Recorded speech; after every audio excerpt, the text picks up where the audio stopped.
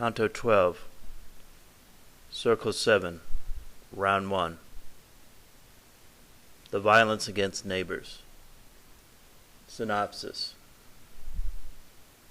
The poets begin the descent of the fallen rock wall, having first to evade the Minotaur, who menaces them. Virgil tricks him, and the poets hurry by. Below them they see the river of blood, which marks the first round of the seventh circle, as detailed in the previous canto. Here are punished the violence against their neighbors, great war makers, cruel tyrants, highwaymen, all who have shed the blood of their fellow man. As they wallowed in blood during their lives, so they are immersed in the boiling blood forever, each according to the degree of his guilt, while fierce centaurs patrol the banks, ready to shoot with their arrows any sinner who raises himself out of the boiling blood beyond the limits permitted him. Alexander the Great is here, up to his lashes in blood. With him Attila, the scourge of God. There are immersed in the depths parts of the river, which grows shallower as it circles to the other side of the ledge, then deepens again. The poets are challenged by the centaurs, but Virgil wins a safe conduct from Chiron, their chief, who assigns Nessus to guide them and to bear them across the shallows of the boiling blood. Nessus carries them across at the point where it is only ankle deep and immediately leaves them and returns to his patrol. The scene that opened from the edge of the pit was mountainous, and such a desolation that every eye would shun the sight of it. A ruin, like the slides of the Mark near Trent, on the banks of the Adige, the results of an earthquake, or of some massive fault in the escarpment. For from the point on the peak where the mountain split to the plain below, the rock is so badly shattered a man at the top might make a rough stair of it. Such was the passage down to the steep, and there at the very top, at the edge of the broken cleft, lay spread the infamy of Crete, the heir of bestiality, and the lecherous queen who had hid in a wooden cow, and when she saw us she gnawed her own flesh in a fit of spleen. And my master mocked, "How you do pump your breath! Do you think perhaps it is the Duke of Athens, who in the world above served up your death? Off with you, monster! This one does not come instructed by your sister, but of himself to observe your punishment in the lost kingdom.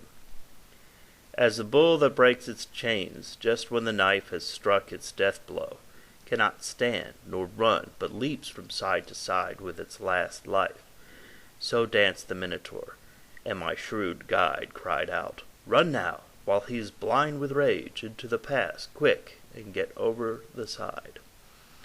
So we went down across the shale and slate of the ruined rock, which often slid and shifted under me in the touch of living weight. I moved on, deep in thought, and my guide to me.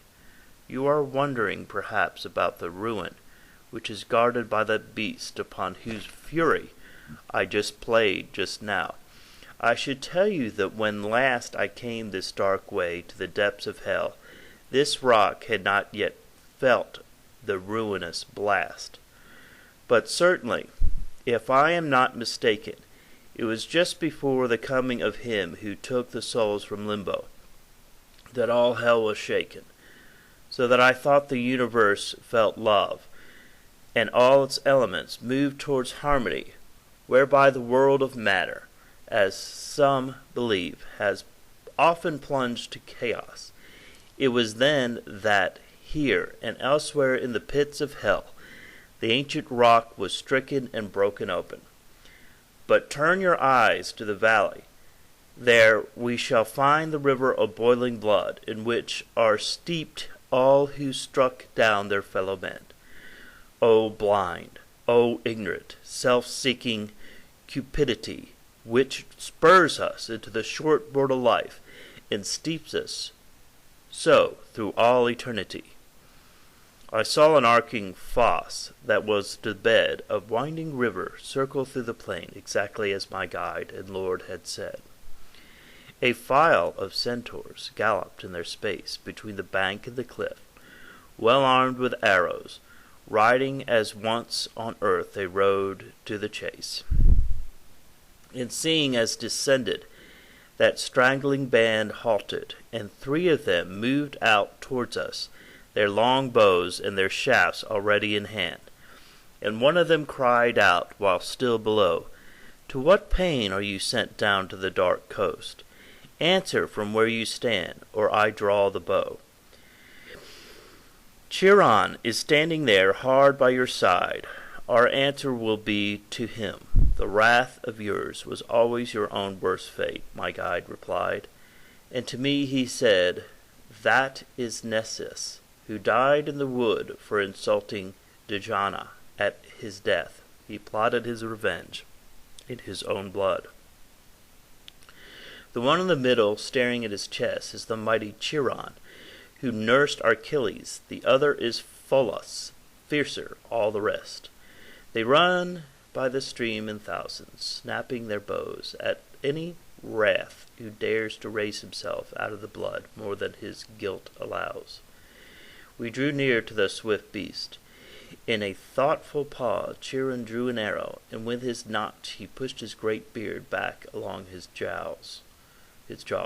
And when he had thus uncovered a huge pouches of his lips, he said to his fellows, "Have you noticed how one who walks behind moves what he touches? That is not how the dead go." My good guide, already standing by the monstrous breast in which 2 mixed natures joined, replied, "It is true he lives in his necessity. I alone must lead him through this valley. Fate brings him here, not curiosity. From singing Alleluia the sublime spirit who sends me came. He is no bandit, nor am I one who ever stopped to crime. But in the name of the power by which I go, the sunken way across the floor of hell, assign us one of your troops, whom we may follow, that he may guide us to the ford, and there carry across his back the one I lead. For he is not a spirit to move through air." Chiron turned his head and the right breast, and said to Nessus, "Go with them, and guide them, and turn back any others that will contest their passage." So we moved beside our guide along the banks of the scalding purple river, in which the shrieking wraths were boiled and dyed. Some stood up with their lashes in their torrent, and we passed them. The huge centaur said, "These are the kings of bloodshed and despoilment. Here they pay for their ferocity. Here is Alexander and Dionysus, and who brought long years of grief to Sicily.